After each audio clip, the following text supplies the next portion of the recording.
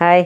இன்றைக்கி நான் தோப்புக்கு போயிருந்தேன். காலையிலேருந்து நசன்னு மழை பெஞ்சிட்டே இருந்து மத்தியானமாக கொஞ்சம் விட்டுச்சு. போயிட்டு கொஞ்சம் கலெக்ஷனை போட்டுட்டு வந்தேன். இது ரெண்டும் தீநீர் போட்டு குடிக்கிறதுக்கு.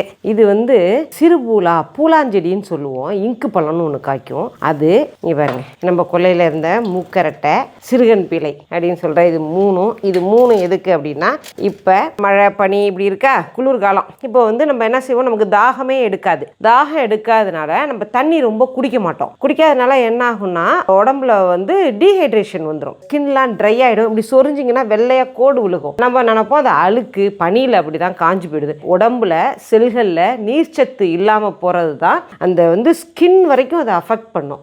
அப்படியே தோல்லாம் வறண்டு போய் இப்படி சொரிஞ்சா வெள்ளையாக கோடு கோடாக விழுகும். அப்போ டீஹைட்ரேட் ஆயிடுச்சு உடம்புன்னு அர்த்தம். அப்போ என்ன செய்யணும்னா, தண்ணி நிறைய குடிக்கணும். இந்த டீஹைட்ரேஷன் அப்படிங்கிற ஒரு தன்மை என்ன பண்ணும் அப்படின்னா, உடம்புல நீர்ச்சத்து இல்லாமல் போகிறது என்ன பண்ணும் அப்படின்னா, கிட்னியையும் கொஞ்சம் அஃபெக்ட் பண்ணும், சிறுநீரகத்தையும் கொஞ்சம் அஃபெக்ட் பண்ணும். தண்ணி நிறைய குடித்தா தானே நம்ம சாப்பிட்ற சாப்பாட்டில் உள்ளது, நம்ம ரத்தத்தில் உள்ள அழுக்குகள் எல்லாம் வடிகட்டப்பட்டு சிறுநீர் வழியாக வெளியே போகணும் இல்லையா, அதுக்கு தண்ணி இருக்கணும் இல்லையா.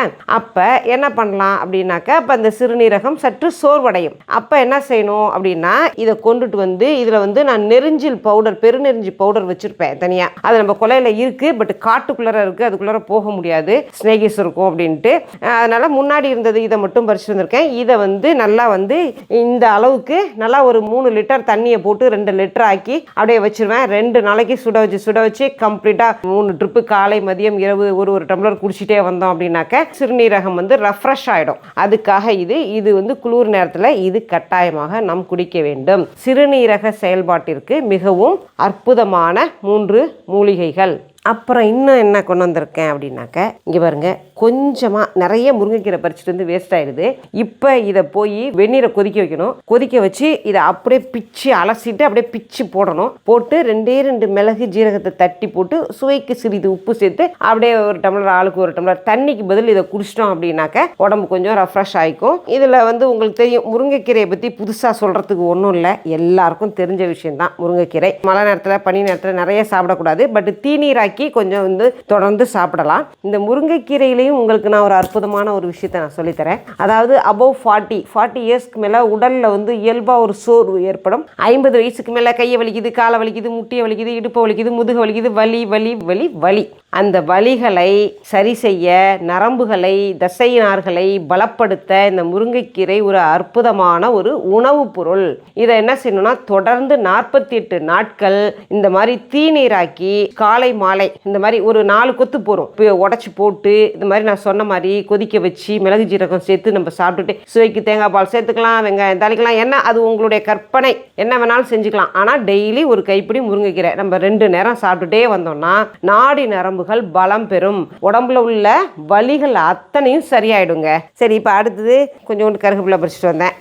இதெல்லாம் நம்ம தோப்புலேருந்து இன்றைக்கி கலெக்ஷன். இங்கே பாருங்கள், ஸ்டார் ஃப்ரூட் இருந்துச்சு பாருங்கள். ஸ்டார் ஃப்ரூட் ஒரு 3 ஃப்ரூட்ஸு இருந்துச்சு, இது எடுத்துக்கிட்டோம். இங்கே பாருங்கள், இஞ்சி கொத்து, மஞ்சள் கொத்து பொங்கலுக்கு வாங்கிட்டு வந்தாச்சு. சின்ன பானை தான் வைக்க போகிறோம் அப்படிங்கிறதுனால கொஞ்சம் சின்னதாக வாங்கிட்டு வந்துட்டேன். இது 2 சேர்த்தே 50 ரூபாய். விலையெல்லாம் கேட்கல, 50 ரூபா சொன்னார், அப்படியே கொடுத்துட்டு வாங்கிட்டு வந்துட்டேன். இது வாழை இலை, கொல்லையிலேருந்து கொஞ்சம் அறுத்து கொண்டு வந்துட்டேன். இங்கே வீட்லேயும் இருக்குது, இருந்தாலும் கொல்லையிலேருந்து கொண்டு வந்தேன். இந்த ஒரு மலர் பாருங்கள், இது நான் முன்னாடியே ஒரு வீடியோ நான் போட்டிருக்கேன்.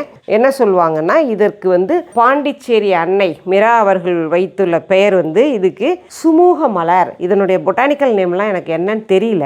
எனக்கு இந்த பூவை பற்றி சுமூக மலர் அப்படின்னு சொல்லுவாங்க. அது என்ன சுமூகம், அப்படியே சுமூகமாக இருக்கிறது, ஸ்மூத்தாக இருக்கிறது, லைஃப் ஸ்மூத்தாக போகிறது, குடும்பத்துக்குள்ள சண்டை வம்பு பிரச்சனையே இல்லாமல் இருக்கிறது, இதெல்லாம் தான் ஸ்மூத்னஸ். அதனால இதுக்கு பெயர் சுமூக மலர்.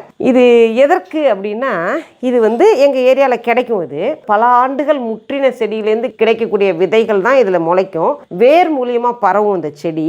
நான் நிறைய செடி கொண்டாந்து வச்சு பார்த்துட்டேன், வரவே இல்லை. விதை போட்டு முளைச்சி, பட் அதெல்லாம் உருவாக்க முடியல. பூக்களுக்கு உள்ள ஒரு அற்புத சக்தி என்ன அப்படின்னா, பாண்டிச்சேரி அன்னையுடைய இதில் மலர்களுக்கு அவர்கள் மிகுந்த முக்கியத்துவம் தருவார்கள். அந்த மலர்களை பற்றி அவங்க சொல்லும்போது ஒரு மலருக்கும் ஒரு சக்தி இருக்கு அப்படின்னு சொல்லுவாங்க. அப்படி பார்க்கும்போது இந்த மலருக்கான சக்தி என்ன அப்படின்னா, குடும்ப சூழ்நிலையில், உறவுகளுக்கிடையில், நண்பர்களுக்கிடையில் சண்டை வம்போ விரோதமோ ஏற்படுது அப்படின்னா அந்த டைமிங்கில் இந்த பூவை கொண்டாந்து வந்து பாண்டிச்சேரி அன்னை படத்துக்கு முன்னாடி வச்சு நம்ம வழிபாடு பண்ணிட்டே வந்தோம்னா அந்த சண்டை சச்சரவுகள் நீங்கி சுமூகமான சூழல் ஏற்படும் அப்படிங்கிறது அன்னையினுடைய வாக்கு. இது வந்து நம்ம போற வழியில கிடைக்குது அப்படிங்கிறதுனால நான் என்ன செய்வேன்னா, இது எப்பெல்லாம் அழகா பூத்து குலுங்குதோ நான் வண்டியை நிறுத்திட்டு ரோட்டு ஓரத்துலேருந்து நிறைய பறிச்சுட்டு வந்து நான் பாண்டிச்சேரி அன்னையுடைய டிவோட்டினா, அதனால தான் என் பையனுக்கு அரவிந்த் அப்படிங்கிற பேர், அரவிந்தர் அவருடைய பெயரை தான் நான் வச்சேன். அன்னைக்கு வந்து ஒரு 34 மலர்கள் வச்செல்லாம் நான் வந்து மலர் ஆராதனையெல்லாம் நான் செய்வேன் அடிக்கடி. இந்த மலருடைய முக்கியத்துவம் உங்கள் எல்லாருக்கும் தெரியணும் அப்படிங்கிறதுக்காக தான் நான் சொல்லியிருக்கேன். இந்த மலர் நம்ம கிட்ட இருந்தது அப்படின்னாலே நம்மை சுற்றி உள்ளவர்கள் எல்லாருமே நம்ம கிட்ட சுமூகமாக இருப்பாங்க, சண்டை வம்புகள் இல்லாமல் இருக்கும். அப்படிங்கிறதுனால ஒரு கணவன் மனைவிக்குள்ளார பிரச்சனை வந்துட்டே இருக்கு அப்படின்னாக்க இந்த பூ எங்கே கிடைக்குதோ அதை பார்த்து தேடி கொண்டு வந்து வீட்டுக்குள்ளார ஒரு கைப்பிடி பூஜையில் வச்சுக்கிட்டே இருந்தீங்க, மலர் காய்ந்து போனாலும் பரவாயில்லன்னு என்ன செய்யணும், அப்படியே எடுத்து வச்சுக்கணும் பத்திரமா. இந்த மலர் கூட இருந்தாலே வந்து சண்டை சச்சரவுகள் வராது. அதனாலேயே இந்த மலருக்கு பெயர் சுமூக மலர்